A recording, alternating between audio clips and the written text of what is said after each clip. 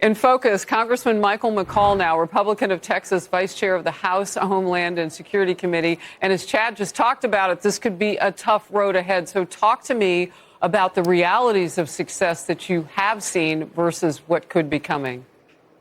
Well, we have no choice. We have to succeed. We have the trifecta that we have to pass what was a mandate of the American people in the last election, particularly what we're doing right now in the committee that I've chaired and now I'm the vice chair, the Homeland Security Committee. We are going to pass a massive bill that not new laws. We don't need the new laws.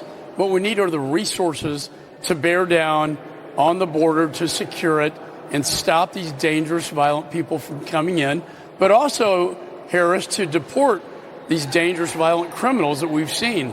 Over the past 50 days, we've had 14,000 criminals deported from the United States. So this is the first step in the markup process.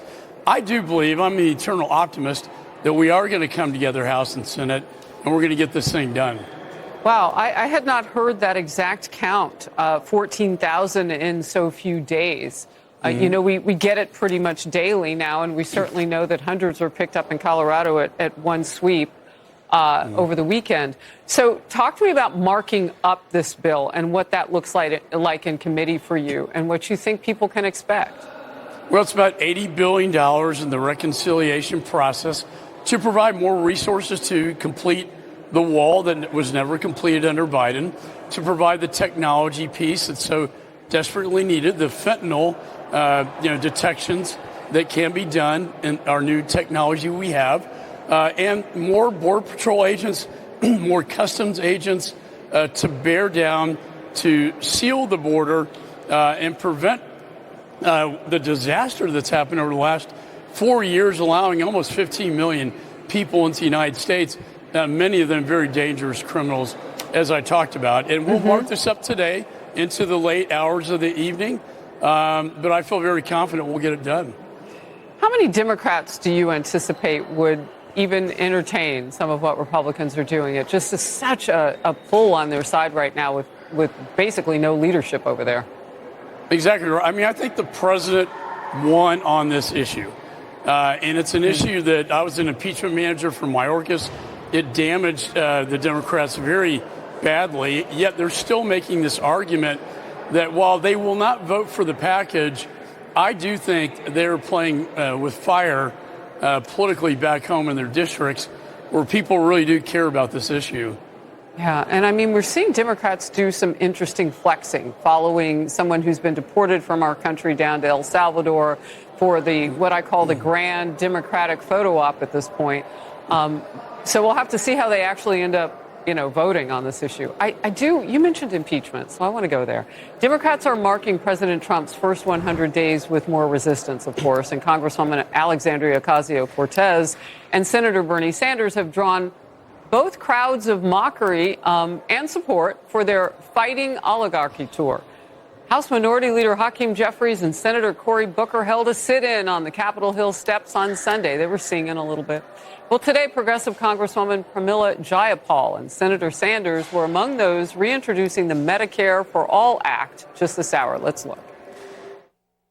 Right now, Republicans and the billionaires that control the White House are working overtime to gut health care. They're working overtime to gut Medicaid, Medicare, Social Security, all so they can give another $5 trillion tax break to the wealthiest in this country. Well, that progressive group, Justice Democrats, is working to unseat moderates. They've endorsed a left-wing primary challenger to Democratic Congressman Shari Theander. And he just filed articles of impeachment against the president. Here he is, Democratic Senator John Ossoff. He ignored the Constitution. He ignored the very checks and balances that keep our democracy intact. This isn't an isolated incident. It's part of a dangerous, deliberate pattern. That's why today I introduced a resolution to impeach Donald J. Trump. There is no doubt that this president's conduct has already exceeded any prior standard for impeachment.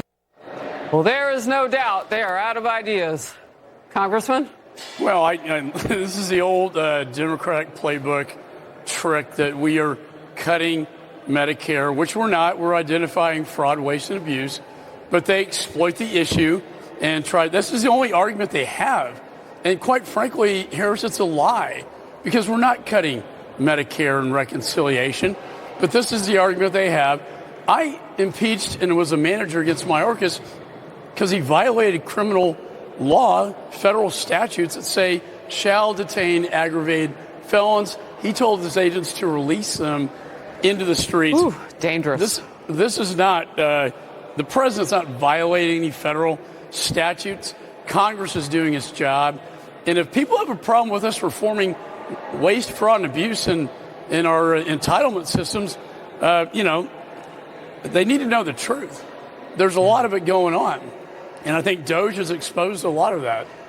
Look, I just had on our Voters' Voices, which, we began years ago on election night. So when we bring some of them back, they say one of their key issues right now is getting the truth. One of our panelists even said it specifically, continue to give us the truth to the President of the United States, Trump, right now. So that is a key issue for people. They know they were bamboozled, lied to, and manipulated about Biden's, really his whole mental state now. We're finding that out. So what you speak is so true. Glad to have you today, Congressman. Thank you. Always. Thanks, Harris. Thanks for having me.